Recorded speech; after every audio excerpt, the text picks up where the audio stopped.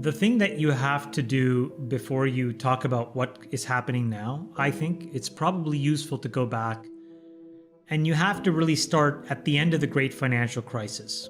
And the reason is there was a bunch of people coming out of the GFC who confused what the US government and some European governments were doing.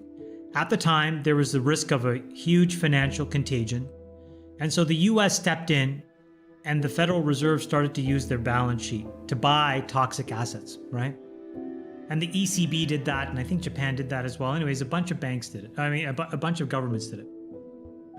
And then there was this body of pseudoscientific economists who coined this thing called modern monetary theory, which basically said, hey, you can keep printing money and introducing it into the economy to smooth things out and to actually drive long-term growth. And it turns out that a bunch of government officials fell for it. And if you fast forward to 2022, so 14 years later, governments around the world had printed something to the tune of about 35 odd trillion dollars of money into the economy that should have never been there. So the thing to remember is, we have not necessarily just been obfuscating true supply demand in the last 6 or 8 months when we've been talking about a recession or inflation. We've been actually doing it since 2008. It's just that it's been building up in the system. So one of the things that we have to realize is that all of that money somehow needs to get destroyed in some way, shape, or form if the true economic equilibrium is meant to be found. What is true supply? What is true demand in the absence of government sloshing money around, trying to prop up things that should not be propped up, or buying votes, or all the grifts that these folks have engaged in the last, decade and a half have to get undone. So that's the backdrop.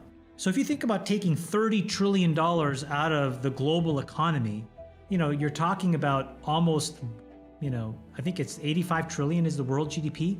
So it's almost half of an entire year's worth of global GDP. It's going to take 3 years probably of the slow, meticulous, running off of money, not reintroducing new money. So it seems like we're at the beginning of something that's going to be long and drawn out. And that's separate from whether we're in a recession or not. That's just the bear market that we're in, right? And so you have to look at asset prices today as a microcosm of a much larger trend that has to be about fake money pushing asset prices up, and now taking all that fake money out and finding out what the real price of something is. And I just don't think that takes 6 months. So for all the people that were hoping that this would be the end of it, Fed raises 75, we're done with this, they're going to raise 75 more. I just think that's not how it's probably going to be. It's going to take, 24, 36 months. That may mean the bottom doesn't happen for another 18 months. So I think we're in for a lot of choppy market action. I think you need to buckle your seatbelt because the next 3, 4, 5 months of CPI will probably be very, very bad. 7, 8, 9%. Why? There are a handful of components that have gotten completely run away. Number one, the biggest one is rent. And so rent works on a 3-month lag. We're going to reintroduce what the true owner's equivalent rent is into CPI. So we can already forecast that CPI going up. Oil is at $105 a barrel. Russia is basically trying to break the back of Europe by now messing with their nat gas supplies. The German energy minister yesterday said that if that happens, it could be a contagion equivalent to Lehman Brothers with respect to energy.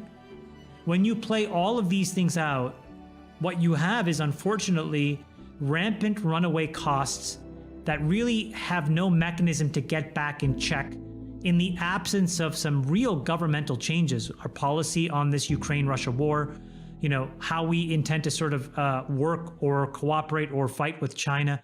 All of these things have to get solved. So in the absence of that, prices are going to continue to go up. And so what does the Fed do? How does it throw away what little credibility it has left when there's 8 and 9% inflation prints and saying, we think we're done for right now? You can't do that. So they will overcorrect because there's just going to be so much pressure for them to act.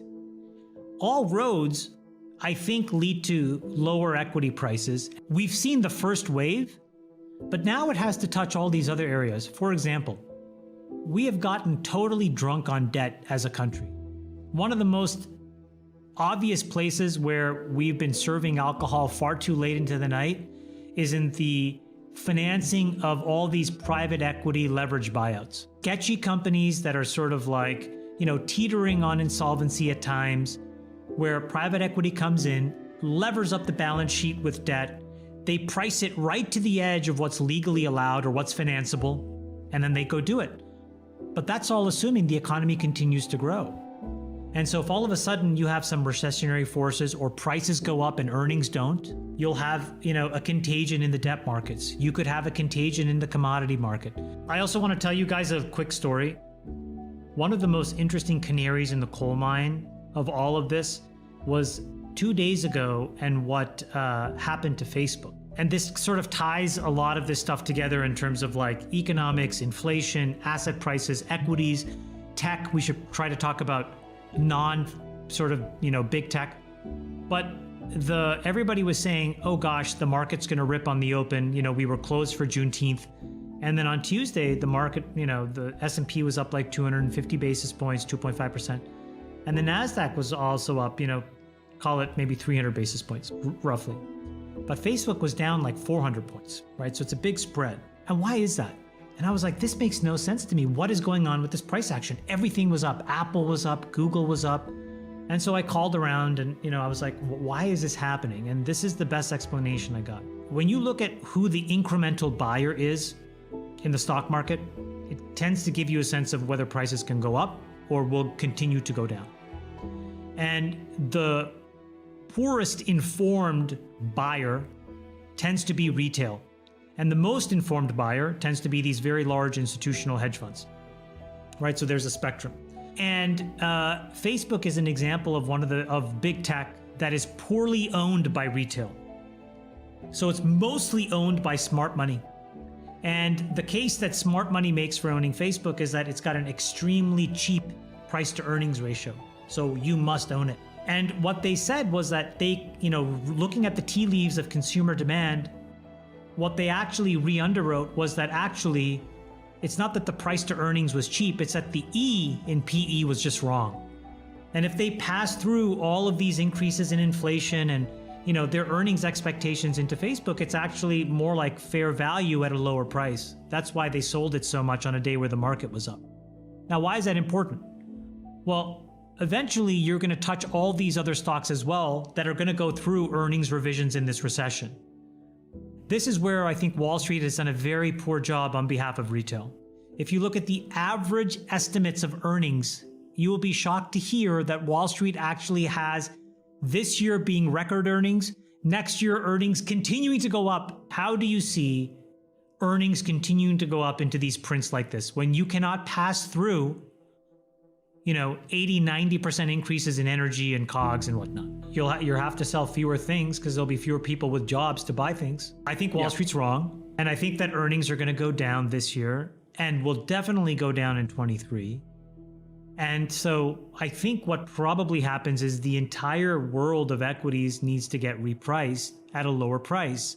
And in that, it's going to put enormous pressure on these cash-burning, non-profitable tech companies. We gave folks just a ton of money, and what did they do? They acted rationally. They spent it.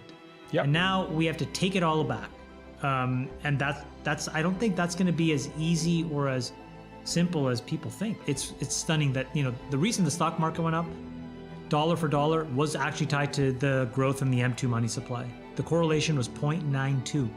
So for every dollar that the Fed printed, the stock market went up by 92 cents. So, it stands to reason that if the Fed is going to take $3 to $5 trillion of value out, then we have to re-rate the equity markets by $3 to $5 trillion at a minimum. And then you have to re-rate and re-baseline for earnings. And so that's probably another 20 or 30. Meanwhile, we keep losing our footing to China. Just today, CATL, which is one of the largest battery manufacturers, announced a pretty meaningful improvement in their 3.0 battery design. These guys are now building batteries that can go 1,000 kilometers. in both of the major, compositions that really matter, NMC and LFP. And I just look at these things and I'm like, wow, we cannot actually get capacity funded to build domestic battery capability because we're too busy kind of basically virtue signaling on things that don't matter. And in return, nothing happens. China continues to lap us. It's a really bad state of affairs. We are in a very odd period in terms of government effectiveness.